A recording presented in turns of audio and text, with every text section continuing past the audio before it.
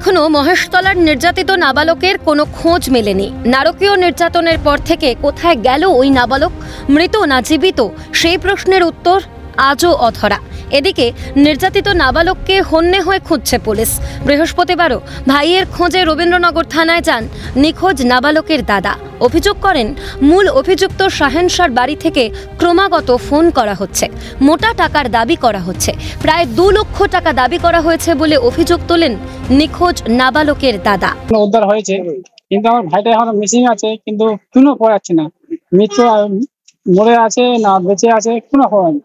যদি মরে আছে তো তাও পাওয়া যাচ্ছে না, যে মরে গেছে তার বডি পাওয়া যাচ্ছে না, কিন্তু কোনো শোনা যাচ্ছে না আমাদের, কোনো মানে নেই একদম।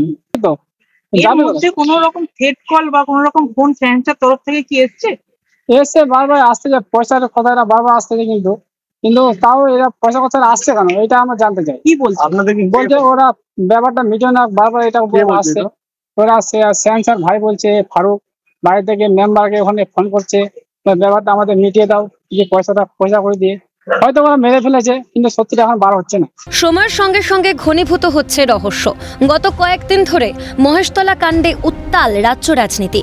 মূল অভিযুক্ত শাহেন শাহ সহ বেশ কয়েকজনকে গ্রেফতার করেছে পুলিশ। ঘটনার পর বেশ কিছুদিন পেরিয়ে গেলেও এখনো হদিশ মেলেনি নির্যাতিত নাবালকের। এখন দেখার কতদিনে খোঁজ মেলে নির্যাতিত ওই নাবালকের। রাজীব নস্করের রিপোর্ট, ক্যালকাটা নিউজ।